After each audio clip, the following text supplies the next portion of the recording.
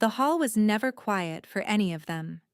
Each name was called, each wolf stepped forward, and each voice filled the stone chamber with the same rehearsed cadence, clear and unblemished as polished bone.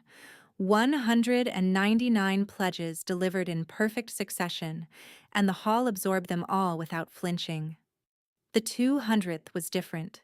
Sable did not know, when she stepped from the back of the debtor pack's row, that the entire chamber had begun to breathe with her. She knew only that the stone floor was cold through the thin soles of her travel boots, that the torch nearest the dais threw her shadow long and strange behind her, and that Councillor Veth, seated to the left of the new king's throne, had his small eyes fixed on her with something between patience and contempt. The Alpha King himself sat at the center of all of it, and she had not let herself look at him yet. She had practiced the words for 11 days on the road from the debtor pack's holdings. She had practiced them in the cart, under the canvas, while Marin slept curled against her side, and the other 7 members of their delegation snored or prayed or pretended to sleep. She had the words, "The way you have a borrowed coat," fitted close enough that you could almost call it yours. She opened her mouth. She said the first 2 lines clean. Then her voice broke. It was not weeping. It was not fear exactly, or at least, not the fear anyone in the hall would have named correctly. It was the specific sound a voice makes when it has been carrying something too heavy for too long, and the weight simply shows, the way a bridge shows its age in a single hairline crack running the length of the stone. She heard it happen. She could not stop it. She gathered what was left of her breath and finished the oath in a whisper, each word exact, nothing omitted, the pledge complete. The hall did not move, and from the throne, Wulfric Darkhollow said nothing, and looked at her, and did not look away. If you have ever heard a story that asked you to keep watching even when nothing was certain, stay close to this one. Something in it will matter before it's done. Sable had come to the Coronation Hall in the position her pack assigned her, which was the same position the pack hierarchy had assigned her since she was old enough to understand positions. She was an Omega by blood, a petitioner by circumstance, and the youngest member of the 9-wolf delegation that the debtor pack of Keln had been required to send when a new king claimed the northern throne.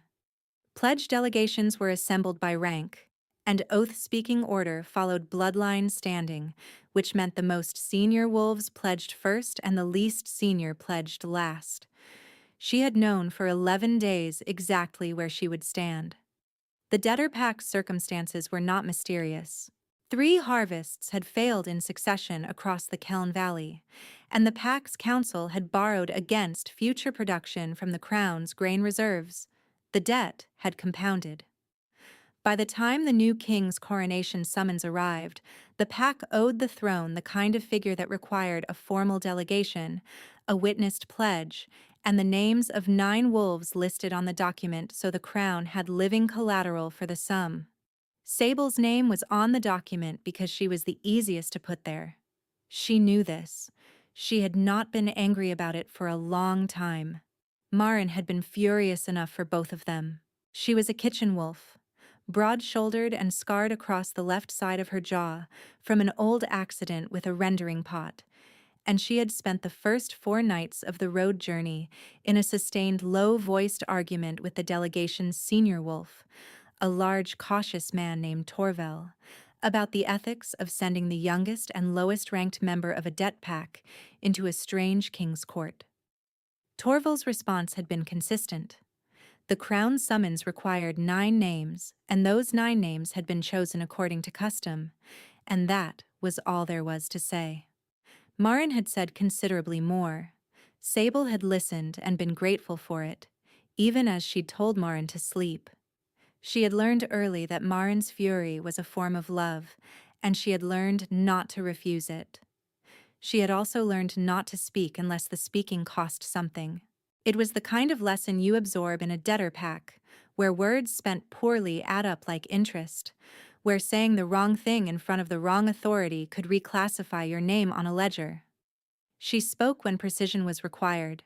She had spoken precisely through a broken voice in the coronation hall, in front of 200 wolves and the king they had just pledged to, and she had no way yet to know what that cost would become. The night of the coronation, Councillor Veth made sure she knew what it looked like from where he stood. The feast that followed the ceremony was not for the Debtor Pack's delegation. They were seated in the hall because custom required their presence, fed because the Crown's hospitality protocol required feeding, and largely ignored because there was no political advantage in attending to 9 wolves from a defaulted valley. Sable sat between Marin and Torvel and ate the bread and kept her eyes on her plate and watched the room sideways, the way she had learned to watch rooms. She heard Veth's voice before she found his face in the crowd. He was speaking to 2 members of the inner council, a man in gray and a woman in the deep amber of the western houses, and his voice carried the particular volume of a man who did not consider himself overheard because he had never had to. "The mute debt girl," Veth said, "nearly broke the coronation rite. I will want to know who approved her name on the delegation list." The man in gray murmured something. The woman in amber smiled. Sable felt Marin's hand come down flat on the table beside hers. A small contained motion, fingers pressing the wood. She said nothing. She ate her bread. She did not look at the throne, where Wulfric sat in conference with his beta, a lean and watchful man whose name she would learn was Aldrich, and she did not see what Aldrich saw. The king's attention arriving quietly at Veth's raised voice, moving across the room, and settling on Sable's unbent shoulders with an expression that had no name in the court's formal vocabulary. She would not have read it correctly if she had looked. She thought she already understood what it meant to be watched by the powerful. The first morning after the coronation, Sable woke to find a guard posted in the corridor outside the delegation's assigned chambers. He was not from Keln.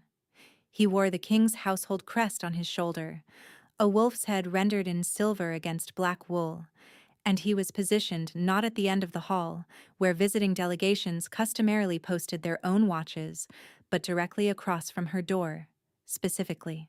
Marin noticed before Sable did. "He was there when I went to the washing room at first light," she said, her voice neutral in the way it became neutral when she was thinking hard. "He didn't move. Didn't speak." Torvel decided the guard was a standard monitoring arrangement for debt delegation visitors. This satisfied 6 of the 9 wolves in the delegation, who had no interest in complicating their position by questioning the Crown's hospitality customs. Sable did not think it was standard. She thought it was a watch. She thought they were being catalogued, their movements tracked, their reliability assessed before the Crown decided what to do with a pack that owed it money and had sent a girl who couldn't hold her voice through a pledge ceremony. She drew her coat tighter and said nothing to Torvel about it, because Torvel was managing his own fear and didn't need hers. What Aldrich had actually told the guard, and what Sable had no way of knowing, was to stay on her door and report to him, not to the corridor captain, not to the watch sergeant, but to him, if anyone approached her with difficulty. The king had issued the instruction in 4 words. Aldrich had understood 6 things from those 4 words, and had asked no questions. The days following the coronation were structured by the pace of debt renegotiation. Torvel met with Crown assessors each morning in a small counting room near the east wing. The numbers were examined. The yield projections for the Keln Valley were weighed against what 3 failed harvests actually look like in a ledger. Sable was not part of those meetings by delegation protocol, because she was not the senior wolf, and the meetings were reserved for voices with standing. She spent the mornings in the delegation's common room, going over the records she had carried from Keln, a bound sheaf of production figures and lending terms that the Pack Council had given her, in case Torvel needed supporting documentation. She had read them so many times on the journey that she could have recited the figures without opening the cover. It was in the 3rd morning's council session that she first heard something wrong. Torvel came back at midday with a figure that didn't match. The Crown's assessor had cited the pack's outstanding balance as larger than the original lending term specified, and the increase was attributed to a compound clause that Sable could not find in her copy of the agreement. She went through the sheaf twice. The clause was not there. Either her copy was incomplete, or the Crown's version had been amended without the PAC's knowledge, or someone had written a number into a document after the fact. She sat with this for the length of a meal and said nothing. On the fifth morning, Veth presided over an open council session in the throne room, a regular accounting of petitioner claims and court business. Visiting delegations were permitted to attend as observers. Sable went and stood in the back with two of the other Keln wolves and listened to Veth read the morning's proceedings with the satisfied ease of a man who had run this room for a long time. When he reached the debtor pack accounts, he cited the compound clause again. He cited the figure again. He read both into the official record before the assembled council and the court observers, and the number was wrong, and Sable knew it was wrong, and the knowing sat in her chest like a stone in still water. She had told herself the night before that she would not speak, that it was not her place, that Torvel would address it through proper channels, that the delegation had procedures, that stepping forward in a king's council chamber when you were a debt pack omega from the back of the pledge order was the kind of thing that did not end well. She stepped forward. "Counselor Veth," she said, and her voice was steady this time, entirely steady, the way it becomes steady when you have stopped trying to protect yourself with it.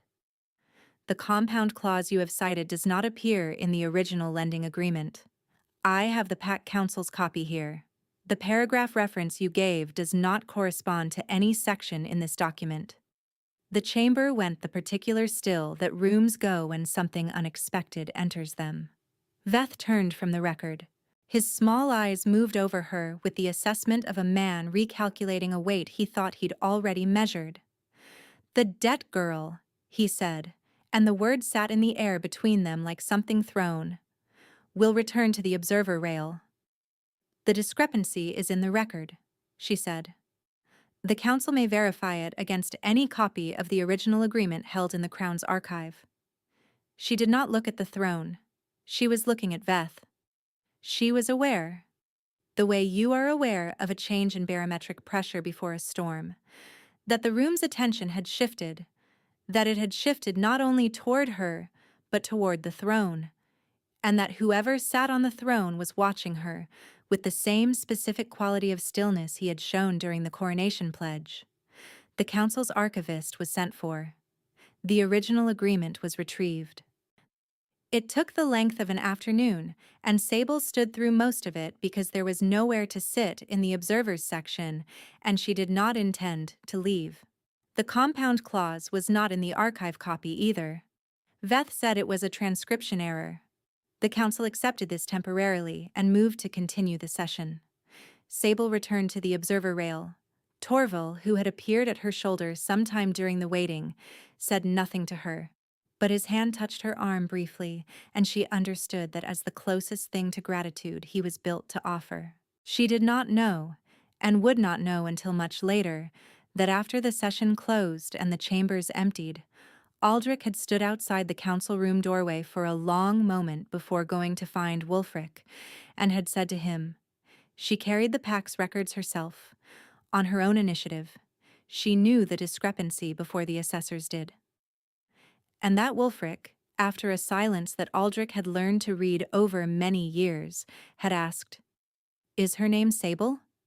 Aldrich had answered yes, and had noted, without being asked, and without drawing attention to the fact that he was noting it, that the king had not asked for the name of the senior delegate, or the Pack Council's representative, or the Debt Pack's legal proxy. He had asked for the name of the wolf who had spoken. He had already known it, Aldrich suspected. He had simply wanted to say it. Sable spent the evening of the fifth day going over the lending records again, making a clean copy of the discrepancy in a margin she left deliberately wide, writing the figures twice so that the error was legible to anyone who picked up the sheaf without knowing where to look. She was aware that the guard was still outside her door. She had stopped interpreting this as surveillance, and had started interpreting it as something she did not have a clean word for, something that made her uneasy in a different register, one she was not ready to examine. Marin sat across from her and mended a tear in her travel cloak without asking questions, which was one of the things Sable had always loved about her. "You said something today," Marin said eventually, not looking up from the needle. "Yes." "In the council chamber?" "Yes." Marin bit the thread. "Good," she said. It was the entirety of the exchange. It was enough. The 8th day brought Lady Orin. She arrived from the Western Territories with a delegation of 12 wolves, which was 3 more than Keln had sent, and served as its own kind of statement. She was the daughter of a house that had been positioning itself near the throne for 2 generations, and her formal claim to a political bond with the new king had been submitted to the council before the coronation by her father's proxy. The council had received it favorably. Veth had endorsed it with his seal. Sable learned this from Maren, who had learned it from a kitchen wolf in the palace's lower hall, a quiet young woman named Bess, who had been there through 3 king transitions and retained the specific, detailed knowledge of palace arrangement that belongs to people who do the work no one watches. "The bond rite is being scheduled," Maren said, watching Sable's face. 14 days from the coronation. That's 6 days from now." Sable looked at her records. She looked at the window. She said, "We should make sure Torvel has everything he needs to finalize the debt terms before then." Marin set down her mending. "Sable, the pact situation is what we came here for." "Is it?" Sable did not answer. She went back to the records and Marin watched her, and neither of them said the thing that was sitting in the middle of the room. It was the kind of silence that 2 people share when one of them is building a wall and the other respects her enough not to knock on it. On the 9th day, Orin spoke in the great hall during a public assembly, and her voice was lovely and certain, the voice of a woman who had been told since childhood that rooms were built to hold her sound.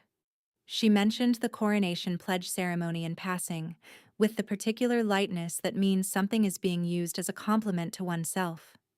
She said it had been beautifully conducted, that the hall had been moved by the weight of so many voices given in unity. Then she let her gaze travel to where the Keln delegation sat along the western bench, and she said still lightly that it was good the new king had so many pledges given freely, even the imperfect ones, even from packs whose wolves were perhaps not fully prepared for the gravity of the court. The man in gray laughed, soft and approving. 2 wolves from the inner court joined him. Veth did not laugh. He simply watched Sable with the patient expression of a man who had diagnosed a problem and was waiting for it to resolve itself. Sable did not look at the throne. She looked at her hands, flat on her knees.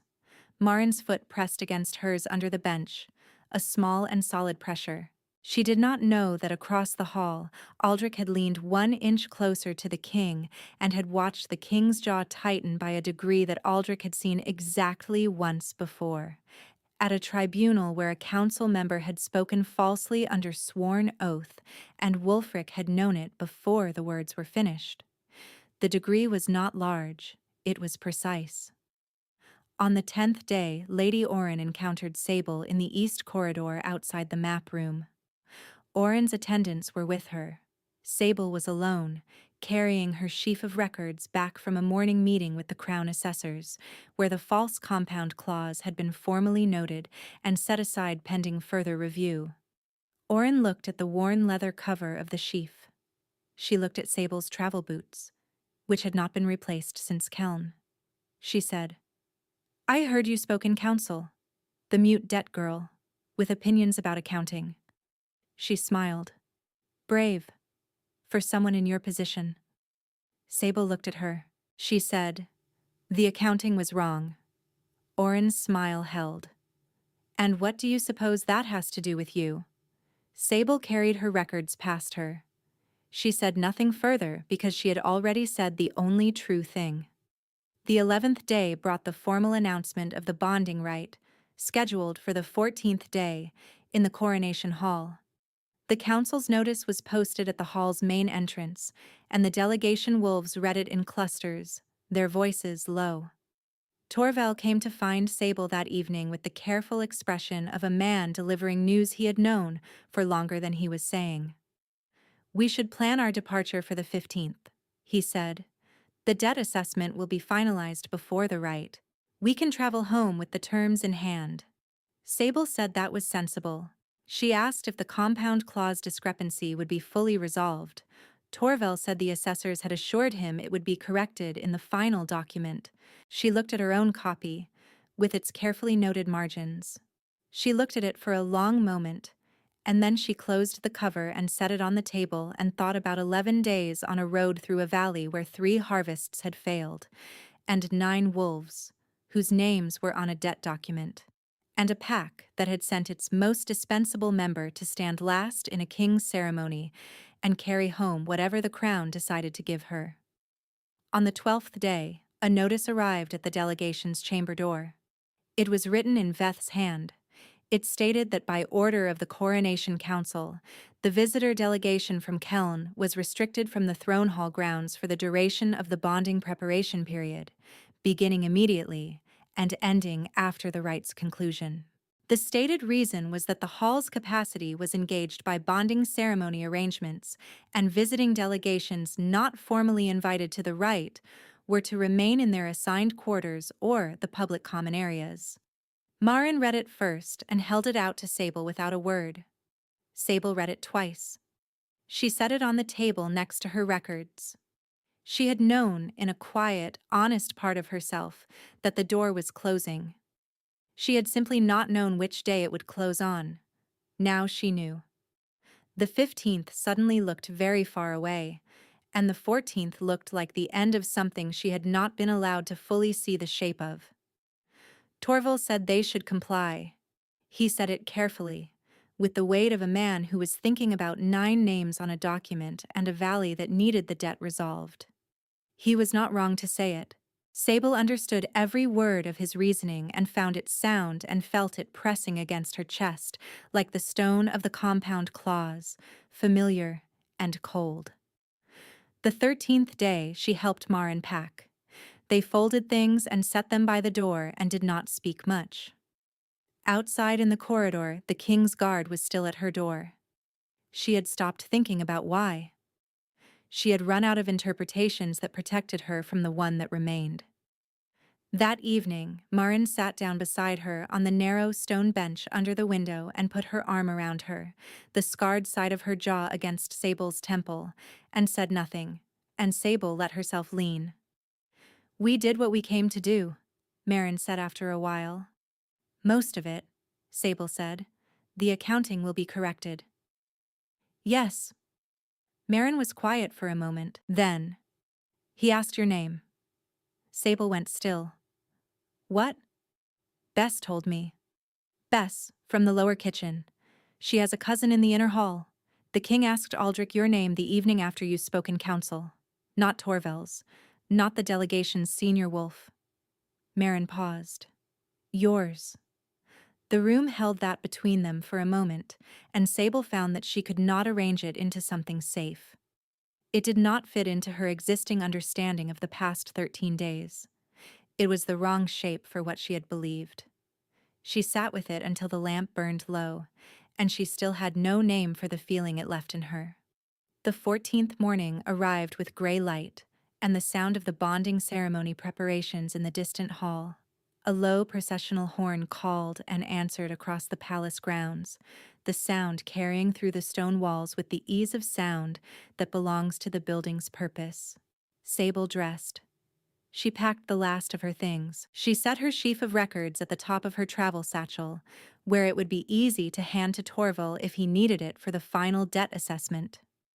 She had decided, in the long quiet of the previous night, that she would accept what was happening without constructing a story about it that she could not afford to carry home. There was a king, there was a bonding right, there was a political bond that made correct sense for a throne, and for a hierarchy that ran on bloodlines and house alliances, and the kind of standing that debtor packs from failed valleys were not in a position to understand, let alone to touch. She had said her oath. She had corrected the accounting. She had done the two things her pack needed from her. That was enough. It had to be enough. At the 8th hour, Aldrich appeared in the corridor. He was not the guard. He was not the escort. He was the king's beta in the king's colors, and he stopped outside her door with the calm expression of a man who had been sent on a specific errand and intended to complete it. "The coronation hall," he said, "is not closed to you." Sable looked at him. The council notice said, "The council notice was issued under Veth's name," Aldrich said, "not the king's." He did not elaborate. He waited, which was the thing she would later understand as his characteristic patience. He gave you the information and then let you understand it in your own time, without pushing. She understood it in a shorter time than she had expected. The bonding hall was arranged for ceremony when she arrived. The long central aisle cleared of everything but the ritual markers, rows of council wolves and court witnesses filling the benches on both sides. The dais at the far end lit by a bank of candles in iron stands, the high windows admitting the gray morning light and letting it fall in columns across the stone floor. Lady Oren stood at the base of the dais steps in pale silver, her 12 attendants arranged behind her, her face composed with the composure of a woman who had been preparing for this room for most of her life. The 200 wolves from the coronation ceremony were not all present, but enough of them were. The inner council was seated at its curved table to the left of the dais, with Veth in the senior chair, and his expression when he saw Sable enter through the side passage that Aldrich had brought her to was the expression of a man who has made a calculation that has just returned a wrong answer. She stood near the back. Marin was suddenly beside her, and Sable did not know how she had known to come, but Marin's presence was simply there, solid and warm on her left side. The bonding rite opened with the traditional reading of the claim, the council archivist's voice filling the hall with the formalities, the parties named, the bond terms stated, the witnesses recognized. Oren moved forward one step toward the dais. Wulfric rose from the throne at the top of the steps, and the hall's breathing shifted. He was very still. He had always been very still, in everything she had seen of him. She had thought it was the stillness of a man who had nothing to prove. She understood now, watching him from across the hall with her satchel strap in both hands, that it was the stillness of a man holding a very large thing in place, that the control was the effort, not the ease. He looked at Orin, he looked at the council, he looked at Veth, and then he looked at Sable, across the entire width of the hall, over the rows of seated witnesses and the candle stands and the cleared aisle, and he looked at her with the same quality of attention he had given her voice in the coronation ceremony when it broke on the oath and then completed it. The archivist reached the moment of assent. The rite required the king's spoken response to proceed. Wulfric was silent. It stretched. The archivist paused. Oren's composure held, but Sable saw the slight lift of her chin, the adjustment that composure makes when it is working harder than it should be. Wulfric stepped down from the dais. Not toward Oren, not toward the council. He walked down the dais steps and along the aisle, and the hall rearranged itself around him the way rooms do when the person with the most gravity in them moves. Everything orienting, every eye following, the air itself seeming to slow. He walked the full length of the hall.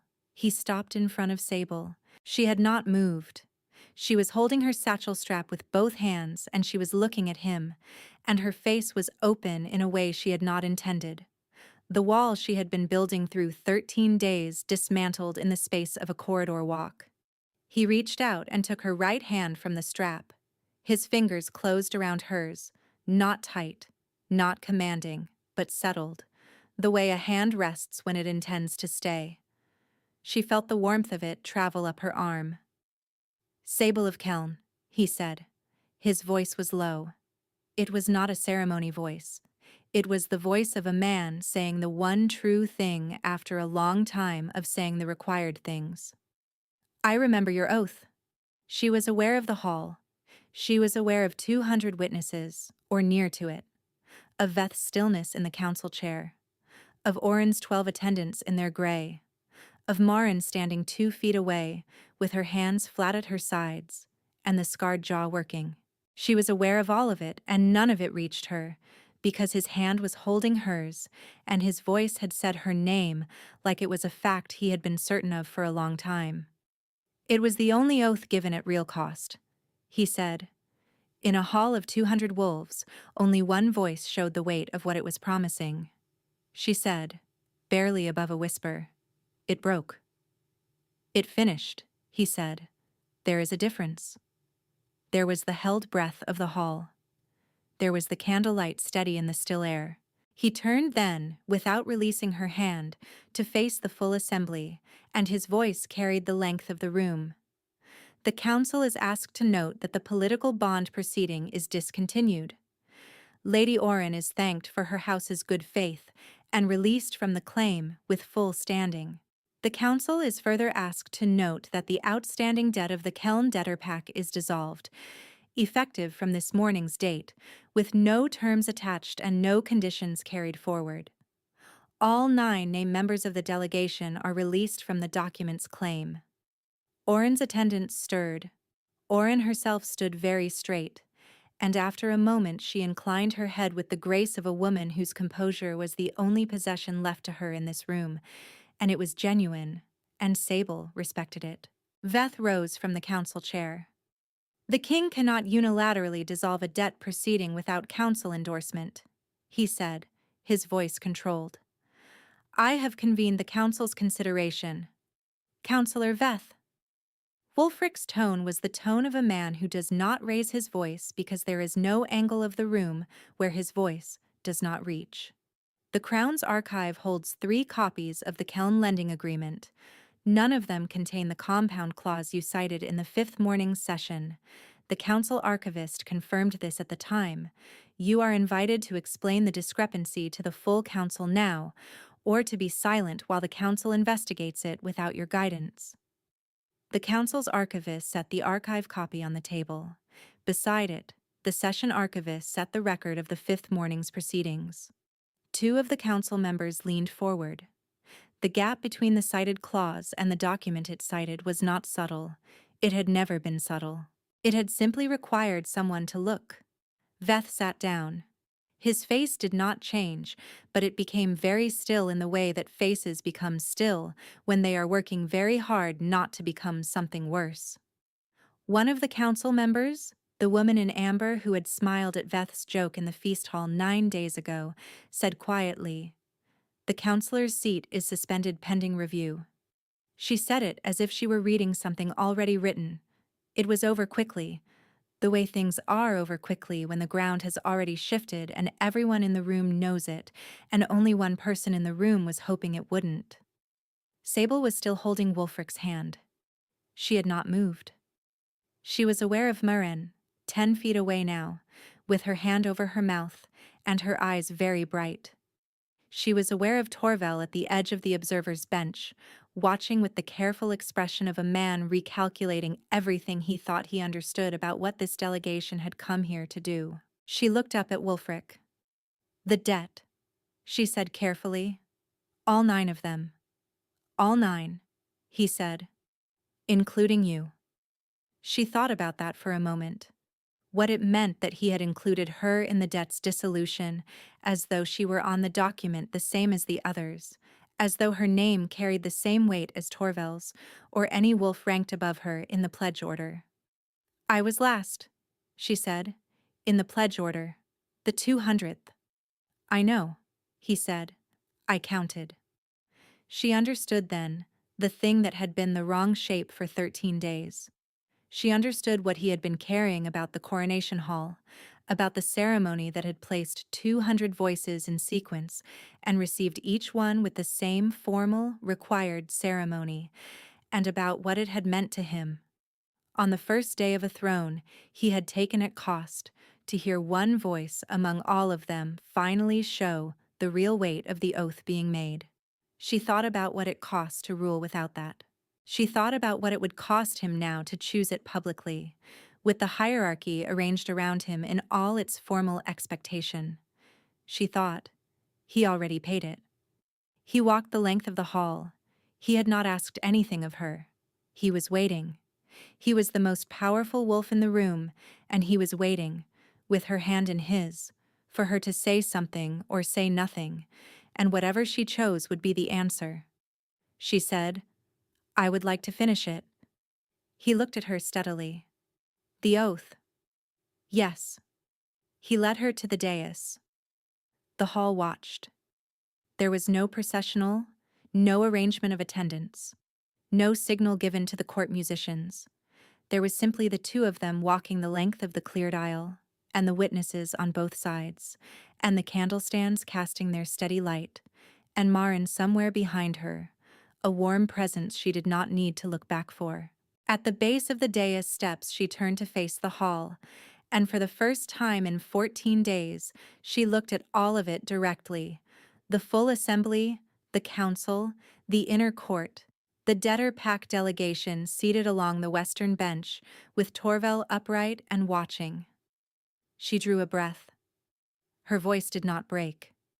She gave the oath again, complete, every word the same words she had whispered in a failing voice on the first day in this hall, given now in the full voice she had carried in her chest all the way from Keln and had not been able to reach until this moment.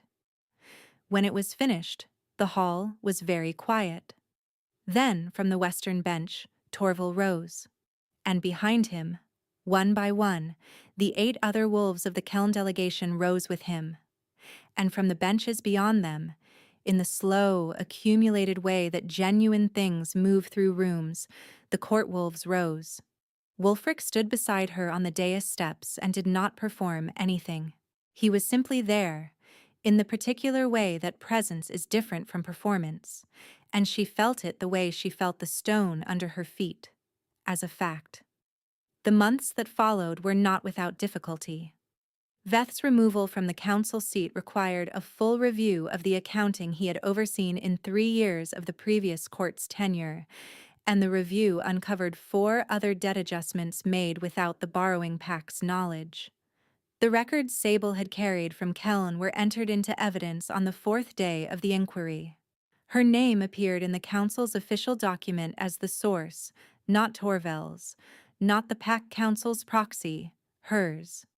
Orin returned to the Western Territories with her delegation and, by the following season's reports, had aligned her house with a border alliance that suited her house's interests considerably better than a political bond to a northern throne that was, by all accounts, not available.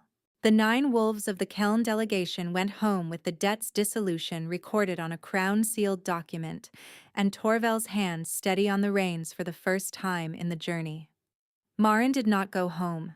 She had been asked to stay, and the asking had been done with the specificity that Marin respected. A specific role offered with a specific title in the new household, and she had said yes before the sentence was finished. The Coronation Hall, in the weeks after the bonding rite that had not been a bonding rite, and had been something the court had no established word for, acquired a slightly different quality in the mornings. The archivists noticed it first, the way the cleaning crew did when a room's purpose changes and the room itself seems to settle differently into the day. The light through the high windows fell the same. The stone floor was the same. The candlestands were back in their customary positions. What was different was who stood on the dais when the morning assembly convened.